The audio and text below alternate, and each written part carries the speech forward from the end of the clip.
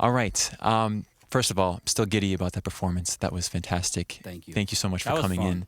That was A lot of fun. You guys are animated. I wish people could see it. I mean, you will eventually with our YouTube video, but I just love the energy. It's very organic, and and I feel spoiled because it's really easy and it's a natural thing. Yeah. Chemistry's everything. I can sense You it. know. Yeah. I was thinking about the Vikings and how they lost, and I was thinking all that talent, but it takes a mystical energy to come together, actually go to that next magical place. For sure. Definitely. Wow.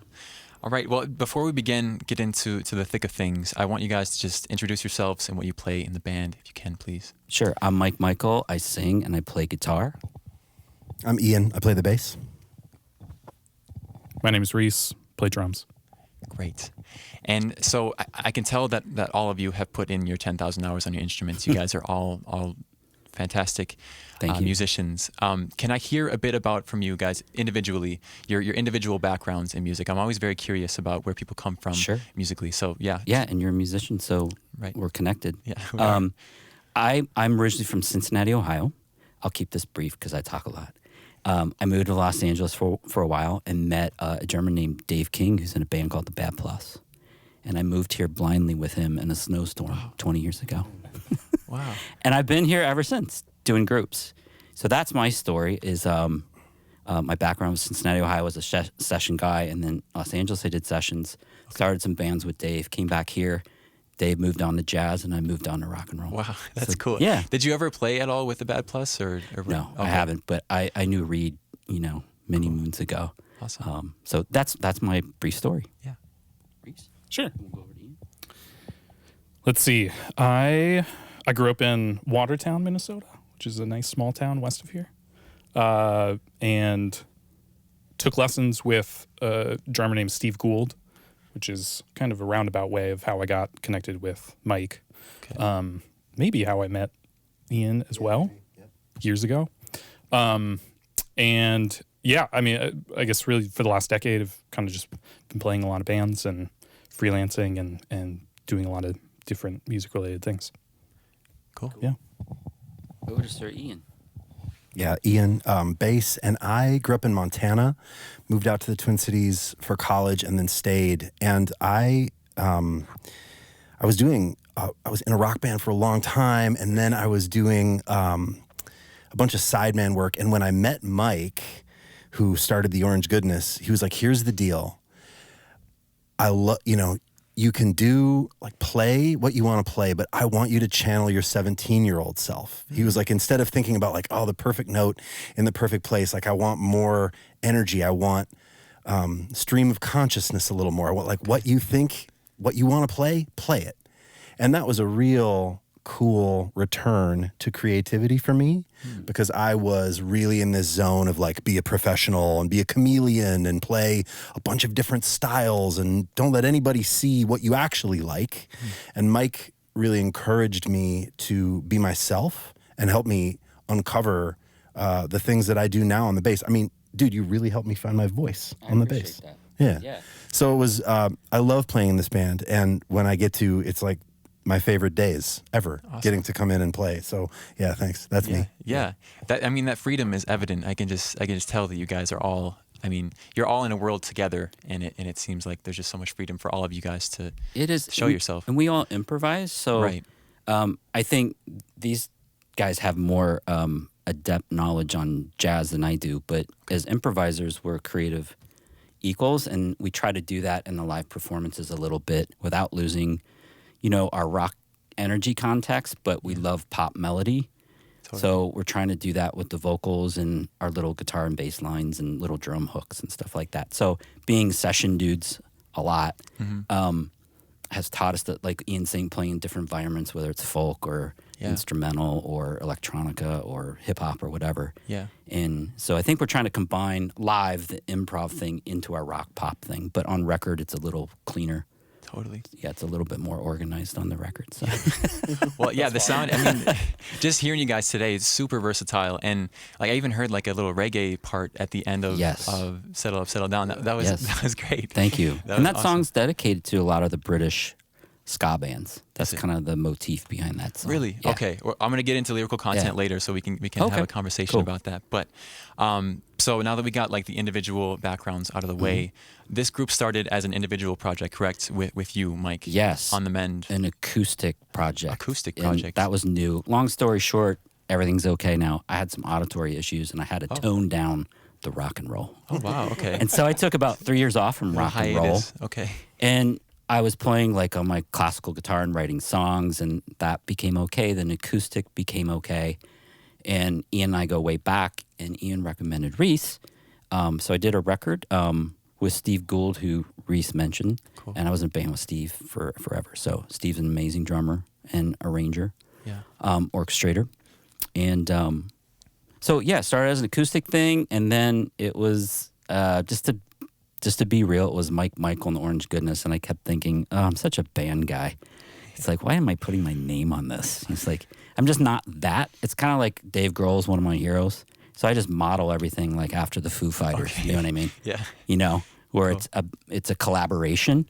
Totally. You know, if I have to do some of the homework and stuff like that, that's fine. But it's a collective. Yeah. And so that's kind of our mentality. So it's a band identity. Yeah. So what was that moment in which you were like, I need to push this to be collaborative rather than an individual? It's just who I am.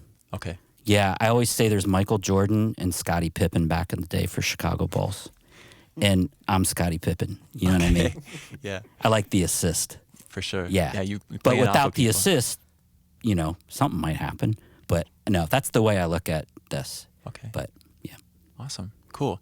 And so then you guys assembled in the midst of COVID, is that correct? Were you the identity of the electronic part of it, for sure. Yeah. So, but you had known each other before that? Yeah, kind of molded into it. You know, like any organic group, it doesn't matter if it's music or business, whatever it is. Totally. It starts out as an acoustic thing. I get my electric chops back, and we're kind of doing the funky thing because we all like old soul music and stuff.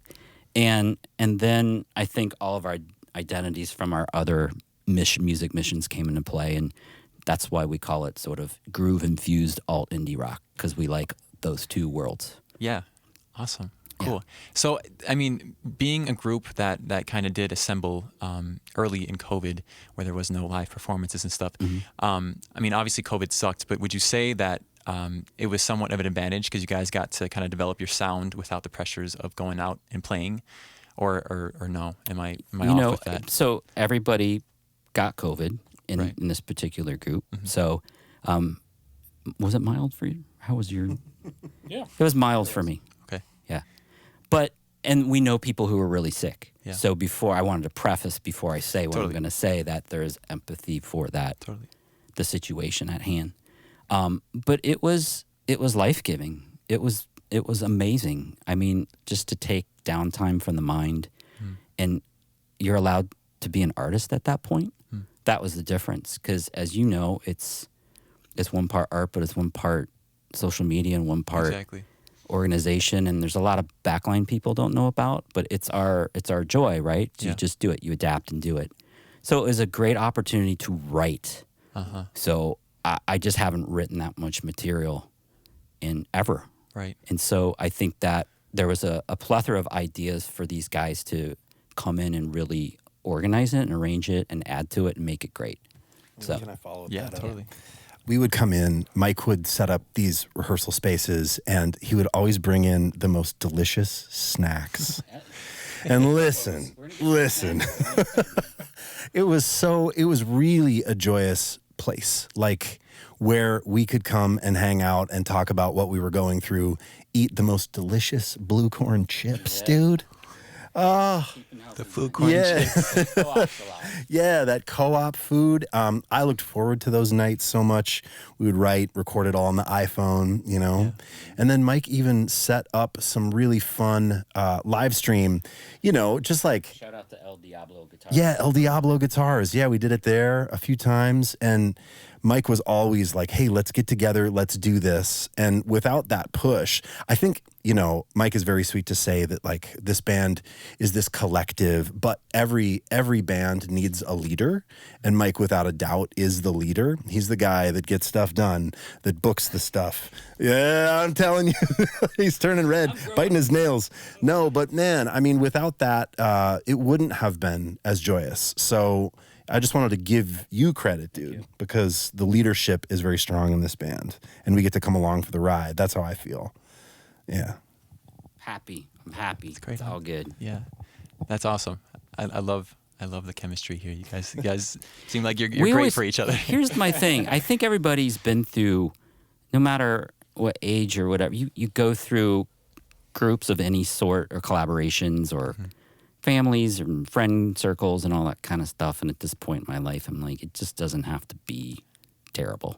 Yeah. Okay. You know, you deserve that. You deserve that. It Yeah. just doesn't have to be that way. Right. Yes. You can organize it and communicate and bring forth an energy. I mean, everybody's a human being, so there's not perfect. I could name 40 flaws right now, but for me and my being, but yeah, you create that reality. Right. And I think having enough experience in really strange bands with strange chemistry and awkward moments and, you know, narcissism and all the above, you just, at some point, you're just like, I just can't be that way. Yeah. And then you appreciate this that much more after having experienced that. Yeah. It's cool. For sure. It's cool. Cool.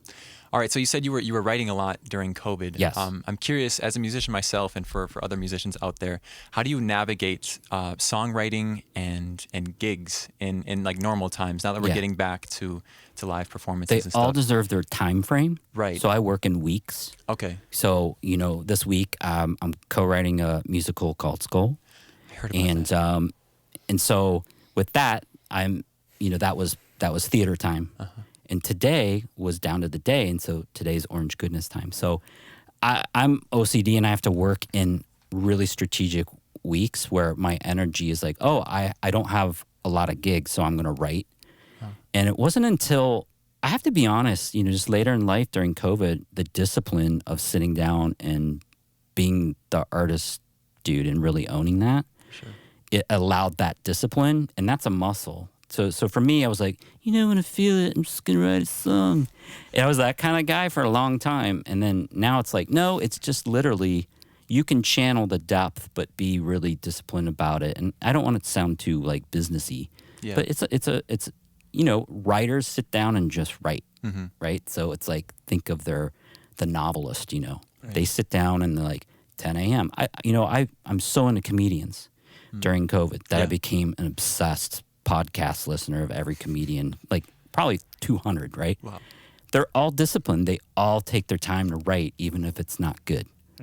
And it was so funny. One of my favorite comedians is Mark Norman. He keeps like, I don't know, you can see it, but it's a stack of like little loose leaf pieces of paper, and there's hundreds of them. And it's like, oh, he's always writing on the subway or after a gig. So the discipline is what it takes for me personally.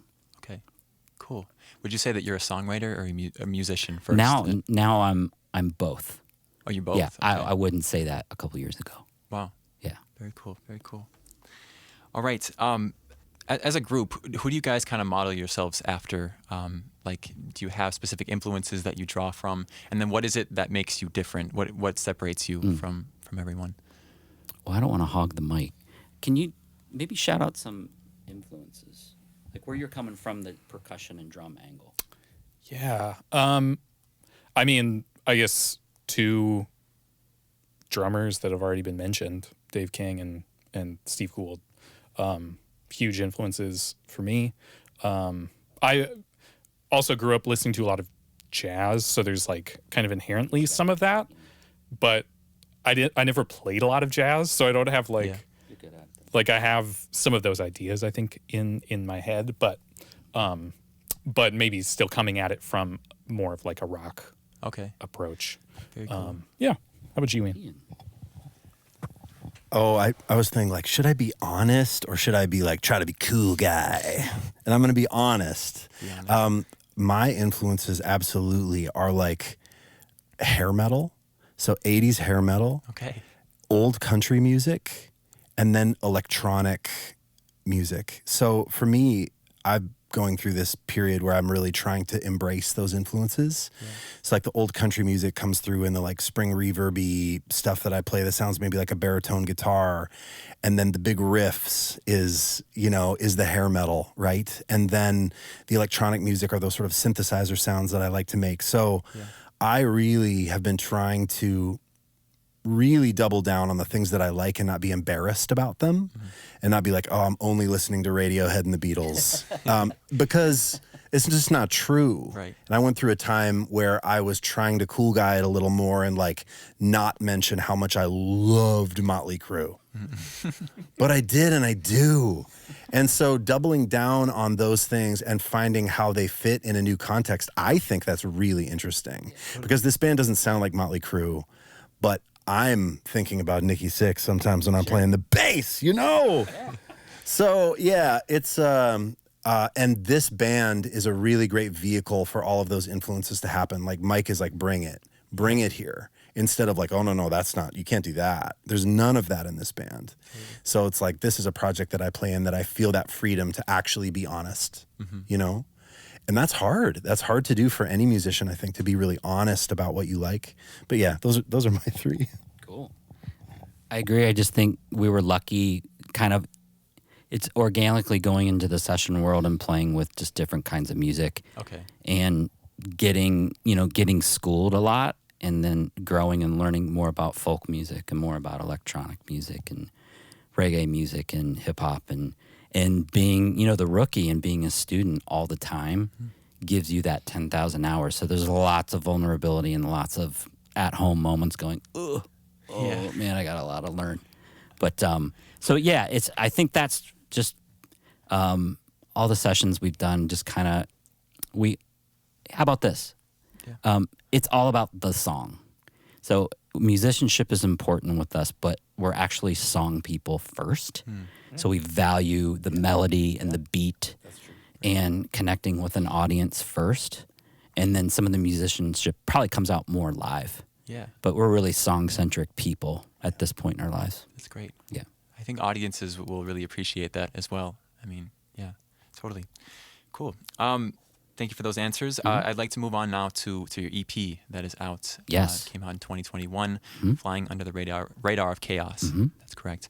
All right, cool. So from my perspective, just while listening to it, it seems like the lyrical content is very uplifting. It's about pursuing kind of your passions, your intuition, trusting that. Is there nuance that I'm missing in saying that it has a positive overtone? Or well, first, I don't want to infiltrate your belief system on that. Yeah. Because, with art, we want everybody to feel what they feel if they like it. Totally. But I think you're correct. There's themes on, resiliency. Yeah. And it just comes from experience in the entertainment music world of dealing with certain types of personalities that are a little bit more aggressive. Okay.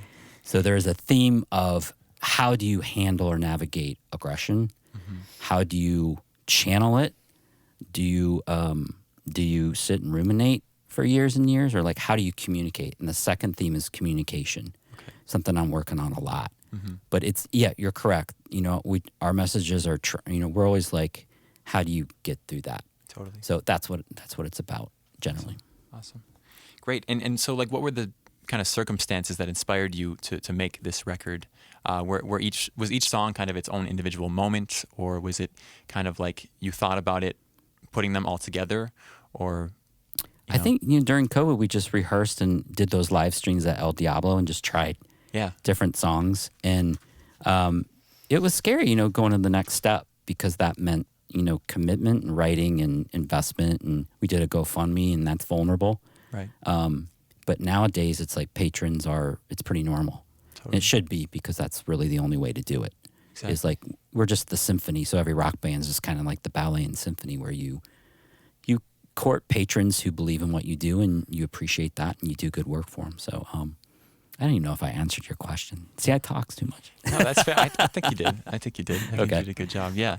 Yeah. And then Okay. Can we expect anything new from you guys? It's brewing. Is it brewing? We're gonna write tonight. Oh, you're gonna write? Oh, that's what We that have a session writing is tonight. set. It's been so long. So today was like treat. So here, check it out. Okay. We do Radio K. You guys did an amazing job. We're having a blast, seriously.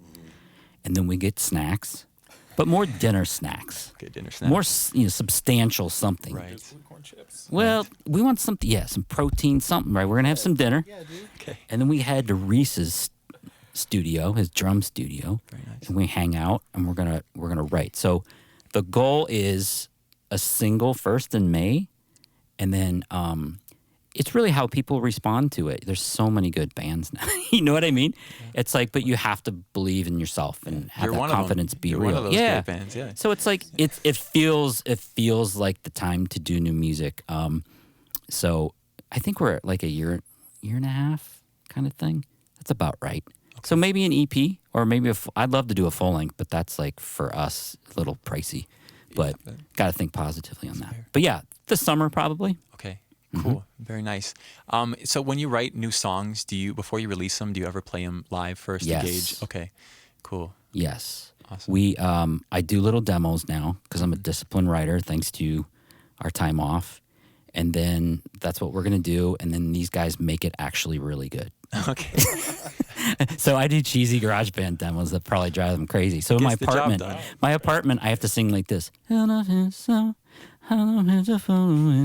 I can't sing, or everybody's like, "What's going on in there?" So I'm like, so on all the demos, it's like, it's a are you singing the parts for? Yeah, but wow. it's so light, it's so funny. Yeah. It's like, it must sound ridiculous, but so that's the process. So tonight we combine forces and we bring it to life. That's what we're doing. I love it. So exciting. Do you do music first or lyrics first or both at the same time? It's a very good question. For me personally, if there's a message, I can write a song, like a theme, an event, a circumstance, an experience.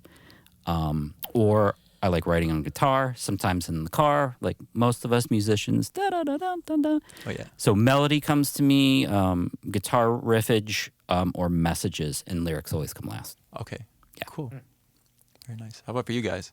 Do you have anything to say? I mean, I'm not writing any lyrics, so. Okay. He's lyrical on the drums. Okay, yeah. Yeah. Exactly. He's a part writer. So it's like piano and percussion combined. So he's a melody guy. There was a time in my life where I wrote lyrics, but not doing much of that. I think my phone is just filled with like hundreds of voice memos of melody or riff ideas on the bass guitar. Okay. So it always comes from that instrument for me first. Totally. And then, we leave the messages, the lyrical genius to Mike. The poet. Yes. So I don't have a lot of lyrics in each song. I used to. Yeah. And I think it's an efficient lyric writing process right now. Yeah. It just feels that way. So I'm letting more of the music breathe and letting them just do whatever they need to do. Okay. So, I used to have lengthy lyrics. I just can't remember them. like today I was like, that song's like 2 years old. I can't remember the second line of the verse. So I'm like, okay, I just got to be efficient and just direct. So, Totally. yeah. Okay, cool. We're getting to time here, but Yes. I want to hit one more section that I think is very important for you guys' identity, is social media and the way you market yourselves. I found that very, very impressive. I mean, all three of you have a very great followings on social media, and I heard about the Orange Goodness TV that you did, the programming. I mean, you guys are very media centric and marketing centric. So, first of all, do you have any comments to make on? So first of all, I would say, personally, I love marketing something I believe in that has value and depth. Right. So I don't mind adapting to modern times and doing that. It's social media. It took a while for me. It took about 2 years for it to be really fun. Okay. Because I know it's a necessity to be heard. It's the new way for a long time, right? Yeah. So I like imagery and colors and graphics because I grew up in a visual art family. I can't draw, or if you see my release forms and stuff, you're like, I can't even read his writing. So, but I grew up in a very visual family with tons of artists. So that rubs off. So I like that. But I've learned a lot from Ian, who's, I think, a social media genius. Hands the mic over. I think for me, I was always really daunted about making an album. It felt impossible. And for me, a social media post is a bite-sized piece of art that I can make. So honestly, for me as an artist, or talking about bass or talking about things that I think might be valuable to a community of people that follow what I do, it feels bite-sized and really doable. Yeah. Whereas a record feels impossible. Sometimes I'll watch a movie and I'll see the credits and I'll be like, how did this happen? Right? Yeah. But sometimes I'll wake up and I'll have an idea about a concept I want to talk about or something that I think might be really valuable. A switch flipped for me when I started to think about the group of people that follow me as loved ones instead of critics. Like I used to have a real self-conscious feeling around, the people that follow me are haters or they want to see me do bad. Oh, that's ridiculous. That's about me. And so instead, I tried to see it as like, this is a really valued group of people. And what if I try to bring them the most value, talk about things that are impactful, discuss really niche-y, nerdy things about what I do, and not feel self-conscious about it, not try to show a highlight reel. Right. Everybody's flossing on the internet, and it's total crap. Yeah. And what I try to do is show what I'm actually doing, the vulnerability of it, and hopefully bring some value so that someone learns something or laughs or thinks a sound is cool or whatever. But for me, it's bite-sized. I can get my mind around it. I wake up thinking about posts. I love it. Like I really genuinely love it. That's great. Yeah. That's a great approach. No wonder why you guys are so successful with that. So I'm wondering, what advice would you give to new musicians that are trying to make themselves known, and trying to use social media to their advantage? How can you kind of give them a strategy to start that? So there are tiers like a pyramid. And this is just my advice, because when you're on levels 1, 2, and 3, you're kind of scrambling, and the brain's handling way too much information, in my opinion. So at the top of the pyramid is to follow humanity's consumption and humanity's behavior. Okay. And within that, however you can be still, that's easier said than done. For me, it's driving or, being in nature or something like that. Listen for, everybody has a unique niche in their life. I don't know, a welder, teacher, parent, doesn't matter. So listen for your niche and start building your niche. But also, it's so important as an artist to realize that the way they view art has totally changed, especially in music. Yeah. So I'm a positive person, but it's a little tough right now because, I feel that film and TV are more valued than music right now. So, and there's more musicians, and everybody can play an instrument. If you're 5, you can go on a piano or guitar, whatever, right? So it's really paying attention to what humanity is doing. So if you want to make a living, but being true to yourself. Okay. So that's my words of advice, is to follow your niche and listen for it, and really pursue it in a regular manner. To whatever degree you want to do it. But for us, we're trying to make a living at what we do. So we have to listen to humanity and follow. And right now it's kind of the Wild West, and we're just seeing what's happening. But that's why live streaming and house concerts are all valued. There's value going on in different ways versus the traditional methods in music for the last century. Totally. Let me try. Can I get one in? Yeah. You have to make something that you like. It's the biggest miss, I think, for so many people. So many people are scared of posting because they feel like they're going to get judged by their peers, their family, whatever. And you really have to try to get over that and make things that you love without the fear of judgment. And if you can be honest about what you actually like, and if you're listening to this and you think right now, what do I actually like? And if that scares you a little bit because you feel vulnerable about like doubling down on that, saying, I really like this. And then someone's like, but that's dumb, right? But if you can actually really be confident about what you like and turn it out, that's your voice. Yeah. So I really have this feeling that your vulnerability is your voice, the thing inside of you that you feel scared of or ashamed of, or you don't really maybe want to show the world, but there's something, you love it, but you hold it close. Yeah. That's the thing that if you can figure out how to turn outward and double down on it, it will absolutely change. Like, it'll change your life. It'll change how you post. It'll change how you make art. I really believe in that. Yeah, that's everything. I mean, that goes well beyond social media too. That's a great mantra to live by. Your vulnerability is your voice. That's awesome. Great, awesome answers. Thank you for that. Thank you. My concluding question for you all: can you name 3 things that you are loving right now? It can be music related. It cannot be music related. Anything in life that you're loving. 3 things. Yes, dreams of warmth. Okay. Literally. Yeah. Like, I literally pace in my apartment. I'm not a winter guy, and you're like, well, why are you here? There's just tons of cool artists. That's why I'm here. But I really value nature in the spring, summer, and fall. So I think about that a lot. That's been my main thing. And comedy. Yeah. I'm just like, it's like crazy. I'm like, oh my God, I'm just obsessed. So that's. Are you a comedian yourself? No. I'm just a fan. Just like there are music lovers who don't play instruments. Right. I'm a comedy freak. It just gives me hope, and I think comedians are the bravest people and the most courageous of all the art forms. Yeah. Well, I'm trying to think. I went to the desert recently, and that was incredible. I love like desert aesthetic. That's awesome. So that was pretty inspiring. I think that's cool. You could talk about something you're proud of too, or anything. You're a great baker. I always say that, but it's true.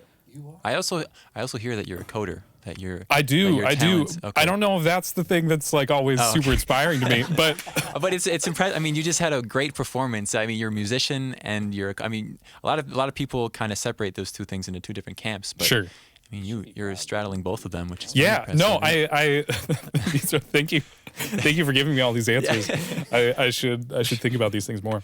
I'm gonna say the desert is really inspiring. Baking. I love baking bread, and that's always a really inspiring thing. When a loaf rises, that's the most satisfying feeling. Love that. I think the third thing, I went and saw some improv comedy recently. I guess this is maybe piggybacking off Mike, but I love improvisation in any form, and that's like always the most inspiring thing to me. And I mean, in this band, we do that as well. That's just like an energy lift. Those artists are courageous too. Yeah, absolutely. Oh, my answers are going to be really pedestrian compared to the desert, dude. Jeez. I have an 11-year-old daughter who got really into anime, and I was like, I need to check out what this is about so that I understand, and this is silly, but I'm her father, and and I got so in. The thing, if anybody listening is like, anime, I don't know. The thing that anime does better than anything else is it storytells around like origin story. So there's a character that you don't understand, and then it will dive into this backstory and give you a 3-minute synopsis of this character that is unbelievable. So Demon Slayer, huge. Okay. I love it so much. It's incredible. It's one of the best shows I've ever watched. That's number 1. Number 2 is sushi. If I could eat it professionally, if I could eat sushi professionally, I'd be like, see ya, suckers. Yeah. I would never play music again. That's probably not true. And then I'm a real nerd and enthusiast around builders that build bass guitars. So there are a few builders that I've visited recently. One is Spectre, and they're a company from the late 70s they're out in Brooklyn. Well, no, they're in Woodstock, New York now. But I got to go and see how an instrument was made from big, huge blanks of wood, lumber, to this finished instrument. And I couldn't believe how many steps there were, how difficult it was. They had me they're like, here, sand this little bit of the bass and try to make the headstock contour really beautiful, like this guy did. And I was so bad at it. So I'm really inspired by builders, luthiers, craftsmen. I have a big respect for that. Yeah, that's my 3. Very cool. Yeah, great answers. Thank you. Is there anything else you want to say for our Radio K listeners before we part? Thank you to Radio K. I try to I'm an educator too, so I try to turn all my students on to Radio K. Awesome. Thank all you. the time. And Radio K never fails me in the car at all times of day and night where I flip it on and there's something cool and I'm like, oh yeah. So it really aligns with my value system. So thank you. Yeah. Well, thank you so much for coming out, guys. It's been a pleasure. Thank you, Eli. You're awesome. Yeah. Appreciate it. And thanks to everybody, everybody in the booth. Thanks, Thank you Max. so much. All right. Thanks for tuning in today. This has been Off the Record. We're going to send it back into the booth.